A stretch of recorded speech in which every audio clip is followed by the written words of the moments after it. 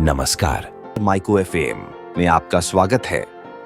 आज सुनिए मुंशी प्रेमचंद की लिखी कहानी देवी। बूढ़ों में जो एक तरह की बच्चों की सी बेशर्मी आ जाती है, वह इस वक्त भी तुलिया में न आई थी। यद्यपि उसके सिर के बाल चांदी हो गए थे और गाल लटक कर दाढ़ों के नीचे आ गए थे।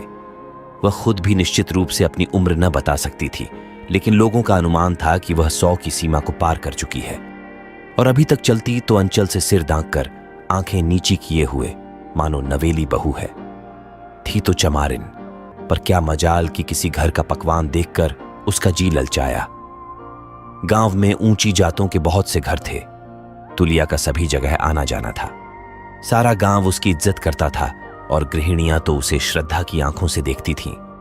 उसे आग्रह के साथ अपने घर बुलाती, उसके सिर में तेल डालती, मांग में सिंदूर भरती। कोई अच्छी चीज पकाई होती, जैसे हलवा या खीर या पकौड़ियां, तो उसे खिलाना चाहती। लेकिन बुढ़िया को जीभ से सम्मान कहीं प्यारा था। कभी न खाती। उसके आगे पीछे कोई न था। उसके टोले के लोग कुछ तो गांव छोड़कर भाग गए थे, कुछ प्लेग और मलेरिया की भेंट हो गए थे और अब थोड़े से खंडहर मानो उनकी याद में नंगे सिर खड़े छाती सी पीट रहे थे। केवल तुलिया की मंडैया ही जिंदा बच रही थी। और यद्यपि तुलिया जीवन यात्रा की उस सीमा के निकट पहुंच चुकी थी जहां आदमी धर्म और समाज के सारे बंधनों से मुक्त हो जाता है और अब श्रेष्ठ प्राणियों को भी उससे उसकी जात के कारण कोई भेद न था, सभी उसे अपने घर में आश्रय देने को तैयार थे। पर मानप्रिय बुढ़िया क्यों किसी का एहसान ले, क्यों अपने मालिक की इज्जत में बट्टा लगाए, जिसकी उसने 100 बरस पहले केवल एक बार सूरत देखी थी। हाँ, केवल एक बार। तुजिया की जब सगाई हुई तो वह केवल 5 साल की थी और उसका पति 18 साल का बलिष्ठ युवक था। विवाह करके वह कमाने पूरब चला गया। सोचा, अभी इस लड़की के जवान होने में 10-12 साल की देर है। इतने दिनों में क्यों न कुछ धन कमा लूं और फिर निश्चिंत होकर खेतीबाड़ी करूं। लेकिन तुलिया जवान भी हुई, बूढ़ी भी हो गई। वह लौटकर घर न आया। 50 साल तक उसके खत हर तीसरे महीने आते रहे। खत के साथ जवाब के लिए एक पता लिखा हुआ लिफाफा भी होता था और 30 रुपये का मनी आर्डर। खत में वह बराबर अपनी विवशता, पराधीनता और दुर्भाग्य का रोना रोता था।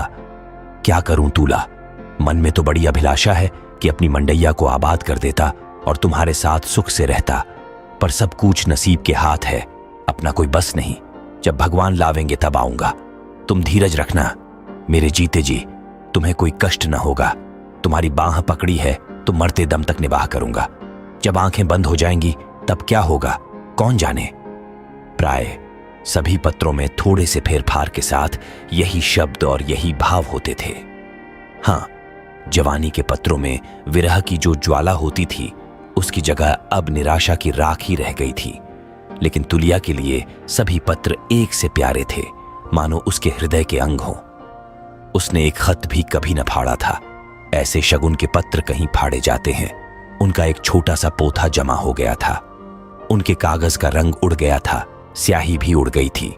लेकिन तुलिया के लिए वे अभी उतने ही सजीव, उतने ही सतृष्ण, उतने ही व्याकुल थे। सबके सब उसकी पेटारी में लाल डोरे से बंधे हुए, उसके दीर्घ जीवन से संचित सुहाग की भांति रखे हुए थे। इन पत्रों को पाकर तुलिया गदगद हो जाती। उसके पांव जमीन पर न पड़ते। उन्हें बार बार पढ़वाती और बार बार रोती। उस दिन वह अवश्य केशों में तेल डालती, सिंदूर से मांग भरवाती, रंगीन साड़ी पहनती, अपनी पुरखिनों के चरण छूती और आशीर्वाद लेती।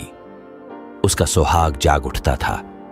गांव की बिरहिनियों के लिए पत्र पत्र नहीं, जो पढ़कर फेंक दिया जाता है। अपने प्यारे परदेसी के प्राण हैं, देह से मूल्यवान। उनमें देह की कठोरता नहीं, कलुषता नहीं, आत्मा की आकुलता और अनुराग है। तुलिया पति के पत्रों ही को शायद पति समझती थी। पति का कोई दूसरा रूप उसने कहां देखा था। रमणियां हंसी से पूछती, क्यों बुआ, तुम्हें फूफा की कुछ याद आती है? तुमने उनको देखा तो होगा।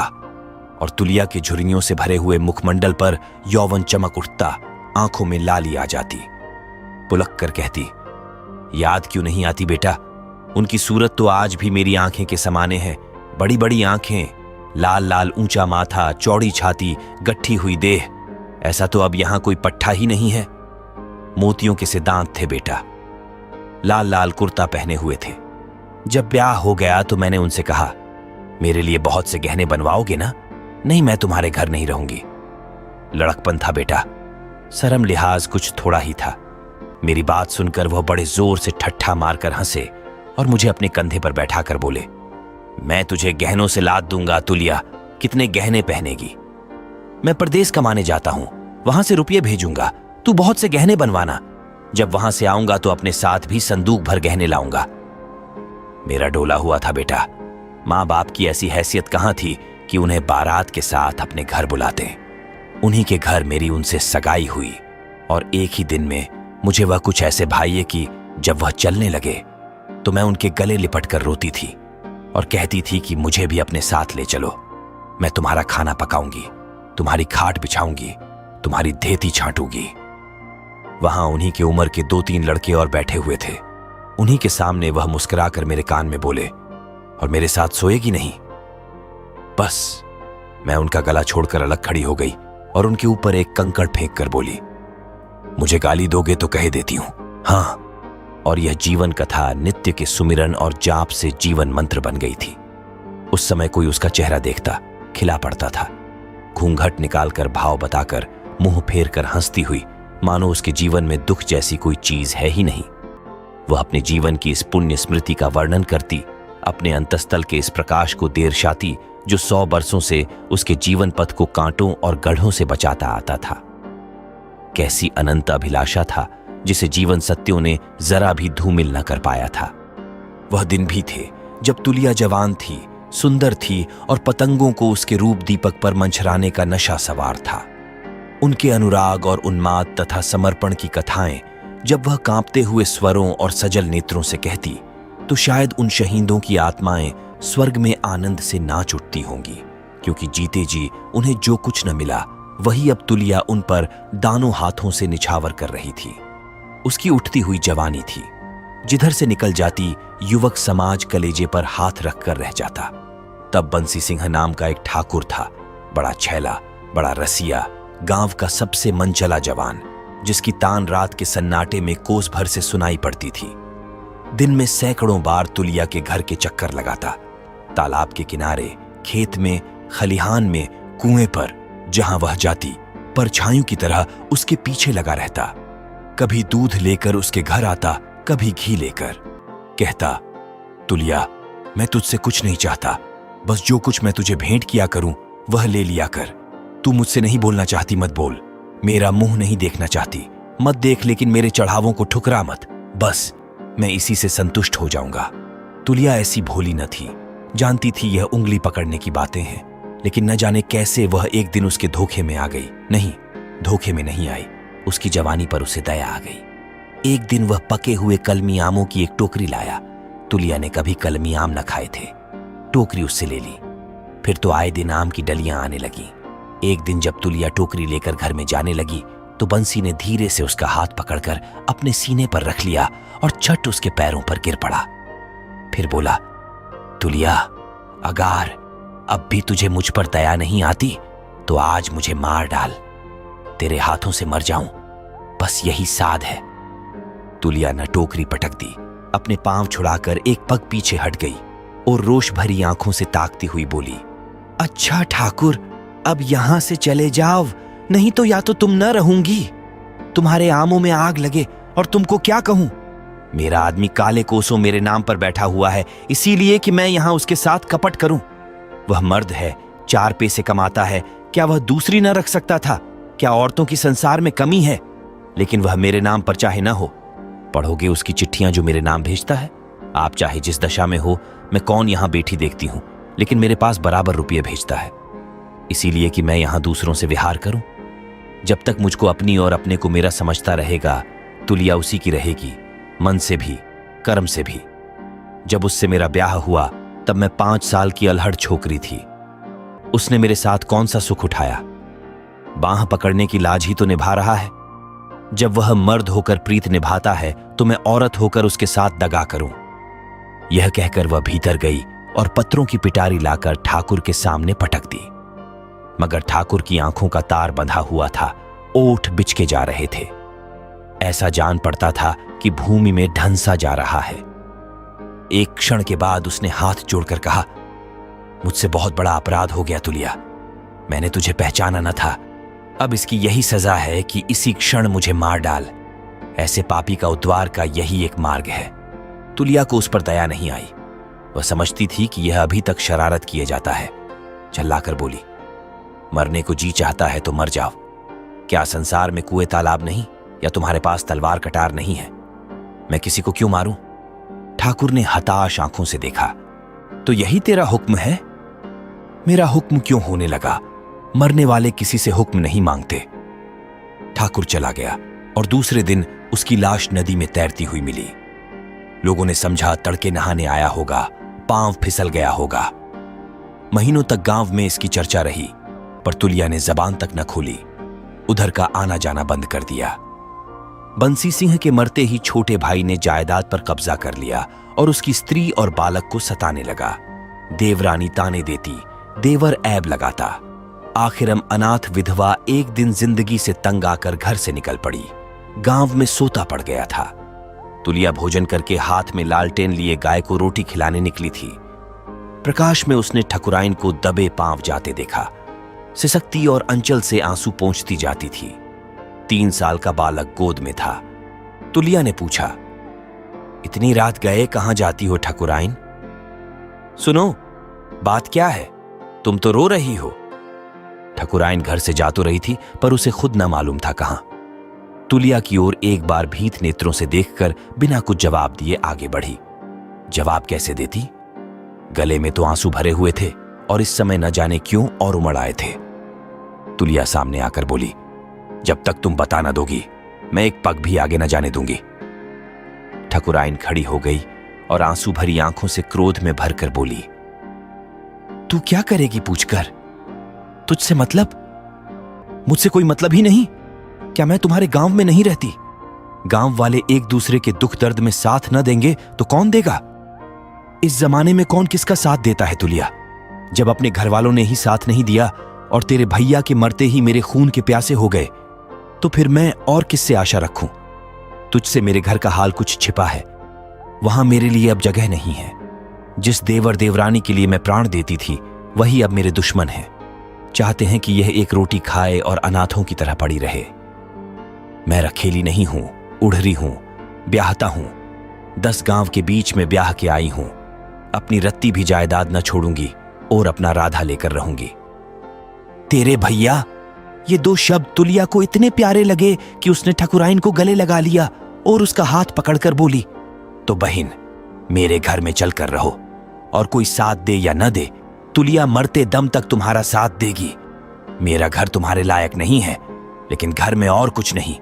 शांति तो है, और मैं कितनी ही नीच हूं, तुम्हारी बहन तो हूं। ठकुराइन ने तुलिया के चेहरे पर अपनी विस्मय भरी आंखें जमा दी। ऐसा न हो मेरे पीछे मेरा देवर तुम्हारा भी दुश्मन हो जाए। मैं दुश्मनों से नहीं डरती, नहीं, इस टोले में अकेली न रहती। लेकिन मैं तो नहीं चाहती कि मेरे कारण तुझ पर आफत आवे। तो उनसे कहने ही कौन जाता है, और किसे मालूम होगा कि अंदर तुम हो? ठकुराइन को ढाढ़स बंधा। सकुचाती हुई तुलिया के साथ अंदर आई। उसका हृदय भारी था। जो एक विशाल पक्के की स्वामिनी थी, आज इस झोपड़ी में पड़ी हुई है। घर में एक ही खाट थी। ठकुराइन बच्चे के साथ उस पर सोती। तुलिया जमीन पर पड़ रहती। एक ही कंबल था। ठकुराइन उसको ओढ़ती। तुलिया टाट का टुकड़ा ओढ़कर रात काटती। मेहमान का क्या सत्कार करे, कैसे रखे, यही सोचा करती। ठकुराइन के जूठे बर्तन मांजना, कपड़े छांटना, उसके बच्चे को खिलाना, ये सारे काम वह इतने उमंग से करती मानो देवी की उपासना कर रही हो।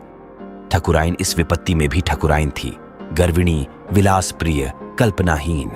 इस तरह रहती थी मानो उसी का घर है, और तुलिया पर इस तरह रोब जमाती थी मानो वह उसकी लौंडी है। लेकिन तुलिया अपने अभागे प्रेमी के साथ प्रीति की रीति का निबाह कर रही थी। उसका मन कभी न मैला होता, माथे पर कभी न बल पड़ता।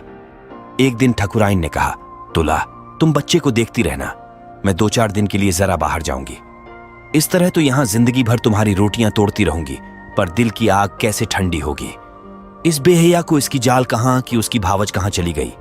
वह तो दिल में खुश होगा कि अच्छा हुआ उसके मार्ग का कांटा हट गया। ज्यों ही पता चला कि मैं अपने मैके नहीं गई, कहीं और पड़ी हूं, वह तुरंत मुझे बदनाम कर देगा और तब सारा समाज उसी का साथ देगा। अब मुझे कुछ अपनी फिक्र करनी चाहिए। तुलिया ने पूछा, कहां जाना चाहती हो बहन? कोई हर्ज न हो तो मैं भी साथ चलूं। अकेली कहां जाओगी? उस सांप को कुचलने के लिए कोई लाठी खोजूंगी। तुलिया इसका आशक न समझ सकी। उसके मुख की ओर ताकने लगी। इकुराइन ने निर्लज्जता के साथ कहा, तू इतनी मोटी सी बात भी नहीं समझी? साफ साफ ही सुनना चाहती है। अनाथ स्त्री के पास अपनी रक्षा का अपने रूप के सिवा दूसरा कौन अस्त्र है? अब उसी अस्त्र से काम लूंगी। जानती है इस रूप के क्या दाम होंगे? इस भेड़िए का सिर, इस परगने का हाकिम जो कोई भी हो, उसी पर मेरा जादू चलेगा। और ऐसा कौन मर्द है जो किसी युवती के जादू से बच सके, चाहे वह रश्शि ही क्यों न हो? धर्म जाता है जाए, मुझ परवाह नहीं। मैं यह नहीं देख सकती कि मैं बन बन की पत्तियां तोड़ूं और वह शोहदा मूंछों पर ताव देकर राज करे। तुलिया को मालूम हुआ कि इस अभिमानिनी के हृदय पर कितनी गहरी चोट है। इस व्यथा को शांत करने के लिए वह जान ही पर नहीं खेल रही है, धर्म पर खेल रही है, जिसे वह प्राणों से भी प्रिय समझती है। बंसी सिंह की वह प्रार्थी मूर्ति उसकी आंखों के समाने आ खड़ी हुई। वह बलिष्ठ था। अपनी फौलादी शक्ति से वह बड़ी आसानी के साथ तुलिया पर बल प्रयोग कर सकता था। और उस रात के सन्नाटे में उस अनाथा की रक्षा करने वाला ही कौन बैठा हुआ था? पर उसकी सतीत्व भरी भर्त्सना ने बंसी सिंह को किस तरह मोहित कर लिया, जैसे कोई काला भयंकर नाग मोहर का सुरीला राग सुनकर मस्त हो गया हो। उसी सच्चे सूरमा की कुली मर्यादा आज संकट में है। क्या तुलिया उस मर्यादा को लुटने देगी और कुछ न करेगी? नहीं नहीं, अगर बंसी सिंह ने उसके सत को अपने प्राणों से प्रिय समझा तो वह भी उसकी आबरू को अपने धर्म से बचाएगी। उसने ठकुराइन को तसल्ली देते हुए कहा, अभी तुम कहीं मत जाओ बहन, पहले मुझे अपनी शक्ति आजमा लेने दो। मेरी आबरू चली भी गई तो कौन हंसेगा? तुम्हारी आबरू के पीछे तो एक कुल की आबरू है। ठकुराइन ने मुस्कुराकर उसको देखा, बोली, तू यह कला क्या जाने तुलिया? कौन सी कला? यही मर्दों को उल्लू बनाने की। मैं नारी हूं, लेकिन पुरुषों का चरित्र तो नहीं जानती। यह तो हम तुम दोनों मां के पेट से सीख कर आई हैं। कुछ बता तो क्या करेगी? वही जो तुम करने जा रही हो। तुम प्रगने के हाकिम पर अपना जादू डालना चाहती हो। मैं तुम्हारे देवर पर जाला फेंकूंगी। बड़ा घाघ है तुलिया, यही तो देखना है। तुलिया ने बाकी रात कार्यक्रम और उसका विधान सोचने में काटी। कुशल सुनापति की भांति उसने धावे और मार काट की एक योजना सी मन में बना ली। उसे अपनी विजय का विश्वास था। शत्रु निशंक था। इस धावे की उसे जरा भी खबर न थी। बंसी सिंह का छोटा भाई गिरधर कंधे पर 6 फीट का मोटा लट्ठ रखे अकड़ता चला आता था कि तुलिया ने पुकारा, ठाकुर, तनिक यह घास का गट्ठा उठाकर मेरे सिर पर रख दो। मुझसे नहीं उठता। दोपहर हो गया था। मजदूर खेतों में लौटकर आ चुके थे। बगुले उठने लगे थे। तुलिया एक पेड़ के नीचे घास का गट्ठा रखे खड़ी थी। उसके माथे से पसीने की धार बह रही थी। ठाकुर ने चौंक कर तुलिया की ओर देखा। उसी वक्त तुलिया का अंचल खिसक गया और नीचे की लाल चोली झलक पड़ी। उसने झट अंचल संभाल लिया, पर उतावली में जूड़े में गुंथी हुई फूलों की बेनी बिजली की तरह आंखें में कौंध गई। गिरधर का मन चंचली हो उठा। आंखों में हल्का सा नशा पैदा हुआ और चेहरे पर हल्की सी सुर्खी और हल्की सी मुस्कुराहट। नस नस में संगीत सा गूंज उठा। उसने तुलिया को हजारों बार देखा था, प्यासी आंखों, ललचाई आंखों से, मगर तुलिया अपने रूप और सत के घमंड में उसकी तरह कभी आंखें तक न उठाती थी। उसकी मुद्रा और ढंग में कुछ ऐसी रुखाई, कुछ ऐसी निठुरता होती थी कि ठाकुर के सारे हौसले पस्त हो जाते थे। सारा शौक ठंडा पड़ जाता था। आकाश में उड़ने वाले पंछी पर उसके जाल और दाने का क्या असर हो सकता था, मगर आज वह पंछी सामने वाली डाली पर आ बैठा था और ऐसा जान पड़ता था कि भूखा है। फिर वह क्यों न दाना और जाल लेकर दौड़े। उसने मस्त होकर कहा, मैं पहुंचाए देता हूं तुलिया, तू क्यों सिर पर उठाएगी? और कोई देख ले तो यही कहे कि ठाकुर को क्या हो गया है। मुझे कुत्तों के भूखने की परवाह नहीं है, लेकिन मुझे तो है। ठाकुर ने न माना। गट्ठा सिर पर उठा लिया और इस तरह आकाश में पांव रखता चला मानो तीनों लोक का खजाना लूटे लिए जाता है। 1 महीना गुजर गया। तुलिया ने ठाकुर पर मोहिनी डाल दी थी और अब उसे मछली की तरह खेला रही थी। कभी बंसी ढीली कर देती, कभी कड़ी। ठाकुर शिकार करने चला था, खुद जाल में फंस गया। अपना ईसान और धर्म और प्रतिष्ठा सब कुछ होम करके वह देवी का वरदान न पा सकता था। तुलिया आज भी उससे उतनी ही दूर थी जितनी पहले। एक दिन वह तुलिया से बोला, इस तरह कब तक जलाएगी तुलिया? चल कहीं भाग चले। तुलिया ने फंदे को और कसा। हाँ और क्या, जब तुम मुंह फेर लो तो कहीं की ना रहूं, दीन से भी जाऊं, दुनिया से भी। ठाकुर ने शिकायत के स्वर में कहा, अब भी तुझे मुझ पर विश्वास नहीं आता? भौरे फूल का रस लेकर उड़ जाते हैं और पतंगे जलकर राख नहीं हो जाते, पतियाऊं कैसे? मैं पे तेरा कोई हुक्म टाला है? तुम समझते होगे कि तुलिया को एक रंगीन साड़ी और 2 एक छोटे मोटे गहने देकर फंसा लूंगा। मैं ऐसी भोली नहीं हूं। तुलिया ने ठाकुर के दिल की बात भांप ली थी। ठाकुर हैरत में आकर उसका मुंह ताकने लगा। तुलिया ने फिर कहा, आदमी अपना घर छोड़ता है तो पहले कहीं बैठने का ठिकाना कर लेता है। ठाकुर प्रसन्न होकर बोला, तो तू चलकर मेरे घर में मालकिन बनकर रह, मैं तुझसे कितनी बार कह चुका। तुलिया आंखें मटकाकर बोली, आज मालकिन बनकर रहूं, कल लौंडी बनकर भी न रहने पाऊं। क्यों? तो जिस तरह तेरा मन भरे वह कर, मैं तो तेरा गुलाम हूं। वचन देते हो? हां देता हूं, 1 बार नहीं 100 बार 1000 बार। फिर तो ना जाओगे? वचन देकर फिर जाना नामर्दों का काम है। तो अपनी आधी जमीन जायदाद मेरे नाम लिख दो। ठाकुर अपने घर की एक कोठरी, 10-5 बीघे खेत, गहने कपड़े तो उसके चरणों पर चढ़ा देने को तैयार था, लेकिन आधी जायदाद उसके नाम लिख देने का साहस उसमें न था। कल को तुलिया उससे किसी बात पर नाराज हो जाए तो उसे आधी जायदाद से हाथ धोना पड़े। ऐसी औरत का क्या एतबार। उसे गुमान तक न था कि तुलिया उसके प्रेम की इतनी कड़ी परीक्षा लेगी। उसे तुलिया पर क्रोध आया। ये चमार की बिटिया जरा सुंदर क्या हो गई है कि समझती है मैं अप्सरा हूं। उसी मोहब्बत केवल उसके रूप का मोह थी, वह मोहब्बत जो अपने को मिटा देती है और मिट जाना ही अपने जीवन की सफलता समझती है, उसमें न थी। उसने माथे पर बल लाकर कहा, मैं न जानता था तुझे मेरी जमीन जायदाद से प्रेम है तुलिया, मुझसे नहीं। तुलिया ने छूटते ही जवाब दिया, तो क्या मैं न जानती थी कि तुम्हें मेरे रूप और जवानी ही से प्रेम है, मुझसे नहीं? तू प्रेम को बाजार का सौदा समझती है। हां समझती हूं। तुम्हारे लिए प्रेम 4 दिन की चांदनी होगी, मेरे लिए तो अंधेरा पाक हो जाएगा। मैं जब अपना सब कुछ तुम्हें दे रही हूं तो उसके बदले में सब कुछ लेना भी चाहती हूं। तुम्हें अगर मुझसे प्रेम होता तो तुम आधी क्या पूरी जायदाद मेरे नाम लिख देते। मैं जायदाद क्या सिर पर उठा ले जाऊंगी? लेकिन तुम्हारी नीयत मालूम हो गई। अच्छा ही हुआ। भगवान न करे कि ऐसा कोई समय आवे, लेकिन दिन किसी के बराबर नहीं जाते। अगर ऐसा कोई समय आया कि तुमको मेरे सामने हाथ पसारना पड़ा तो तुलिया दिखा देगी कि औरत का दिल कितना उदार हो सकता है। तुलिया झल्लाई हुई वहां से चली गई, पर निराश न थी न बेदिल। जो कुछ हुआ वह उसके सोचे हुए विधान का एक अंग था। इसके आगे क्या होने वाला है इसके बारे में भी उसे कोई संदेह न था। ठाकुर ने जायदाद तो बचा ली थी, उसके दिल का इत्मीनान गायब हो गया था। जिंदगी में जैसे कुछ रह ही न गया हो। जायदाद आंखों के समाने थी, तुलिया दिल के अंदर।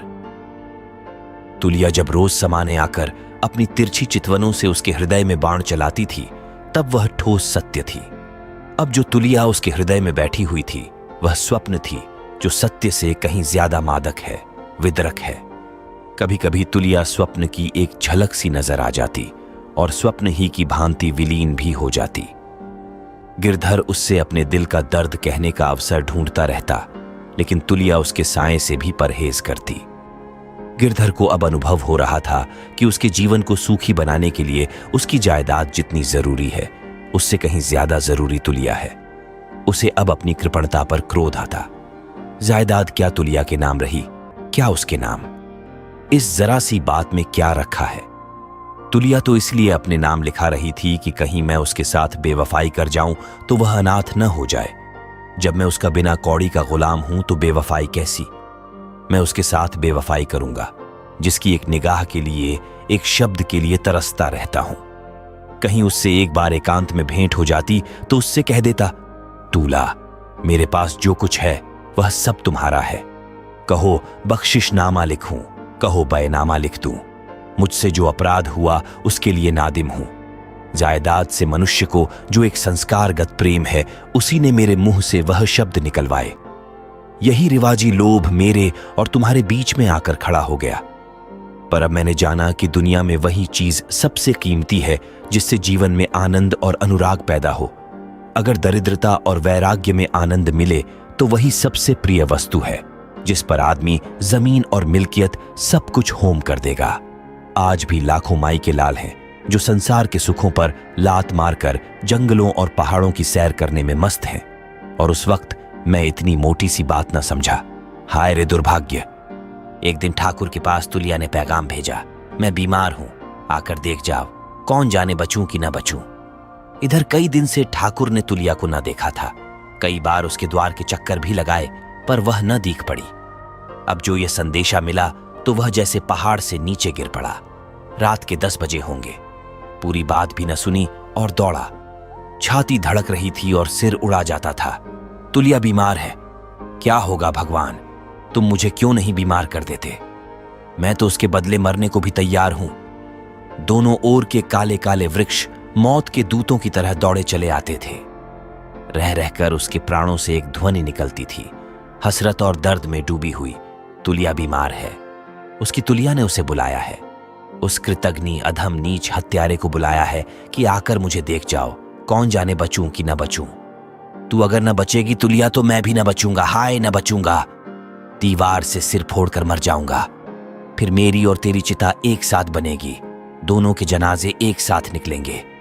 उसने कदम और तेज किए। आज वह अपना सब कुछ तुलिया के कदमों पर रख देगा। तुलिया उसे बेवफा समझती है। आज वह दिखाएगा वफा किसे कहते हैं। जीवन में अगर उसने वफा न की तो मरने की बात करेगा।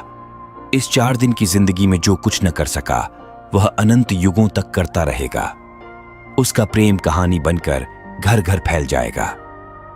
मन में शंका हुई, तुम अपने प्राणों का मोह छोड़ सकोगे?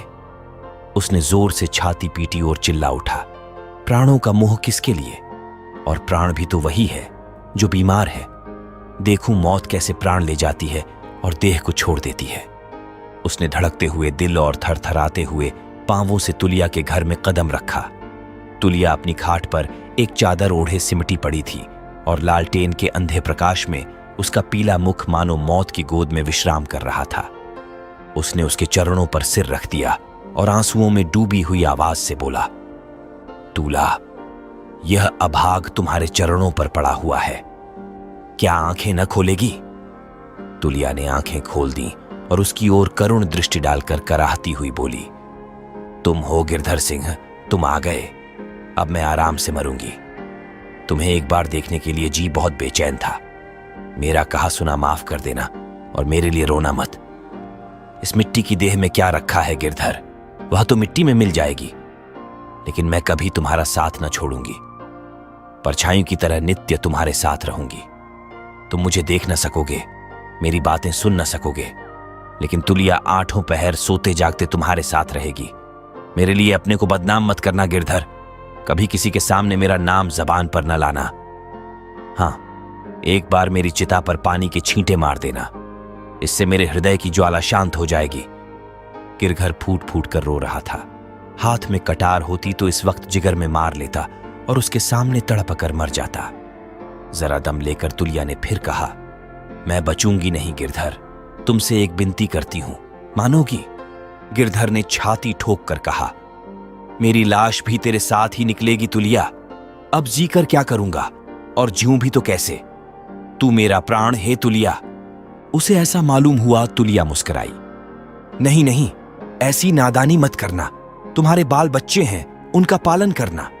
अगर तुम्हें मुझसे सच्चा प्रेम है तो ऐसा कोई काम मत करना जिससे किसी को इस प्रेम की गंध भी मिले। अपनी तुलिया को मरने के पीछे बदनाम मत करना। गिरधर ने रोकर कहा, जैसी तेरी इच्छा। मेरी तुमसे एक विनती है, अब तो जीऊंगी ही इसीलिए कि तेरा हुक्म पूरा करूं। यही मेरे जीवन का ध्येय होगा। मेरी यही विनती है कि अपनी भाभी को उसी मान मर्यादा के साथ रखना जैसे वह बंसी सिंह के सामने रहती थी। उसका आधा उसको दे देना। लेकिन भाभी तो 3 महीने से अपने मैके में है और कह गई है कि अब कभी ना आऊंगी। यह तुमने बुरा किया है गिरधर, बहुत बुरा किया है। अब मेरी समझ में आया कि क्यों मुझे बुरे सपने आ रहे थे। अगर चाहते हो कि मैं अच्छी हो जाऊं तो जितनी जल्दी हो सके लिखा पढ़ी करके कागज पत्तर मेरे पास रख दो। तुम्हारी यह बददियानती ही मेरी जान का गाहक हो रही है। अब मुझे मालूम हुआ कि बंसी सिंह क्यों मुझे बार बार सपना देते थे। मुझे और कोई रोग नहीं है, बंसी सिंह ही मुझे सता रहे हैं। बस अभी जाओ, देर की तो मुझे जीता ना पाओगे। तुम्हारी बेइंसाफी का दंड बंसी सिंह मुझे दे रहे हैं। गिरधर ने दबी जबान से कहा, लेकिन रात को कैसे लिखा पढ़ी होगी तूली? स्टाम्प कहां मिलेगा? लिखेगा कौन? गवाह कहां है? कल सांझ तक भी तुमने लिखा पढ़ी कर ली तो मेरी जान बच जाएगी गिरधर।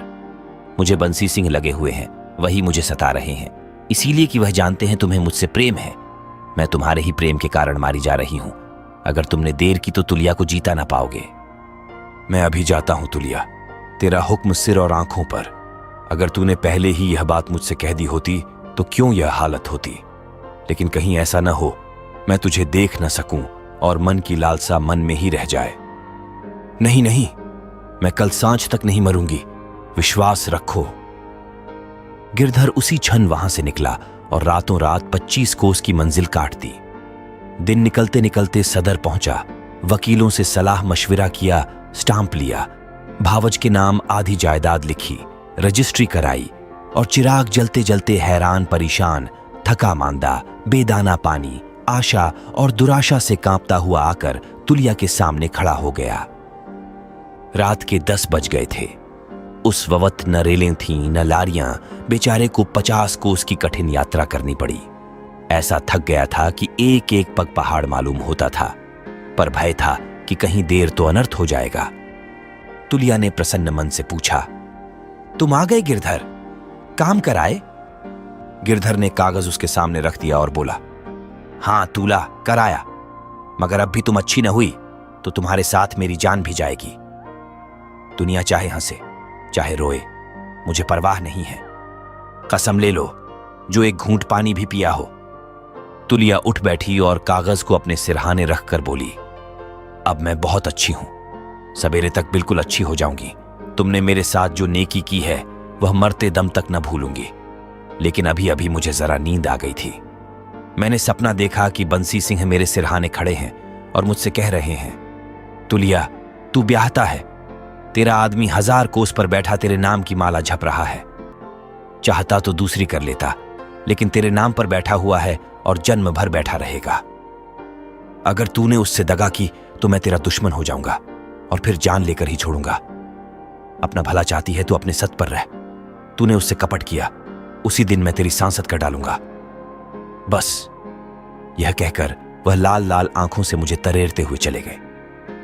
गिरधर ने एक क्षण तुलिया के चेहरे की तरफ देखा, जिस पर इस समय एक दैवी तेज विराज रहा था। एकाएक जैसे उसकी आंखों के सामने से पर्दा हट गया और सारी साजिश समझ में आ गई।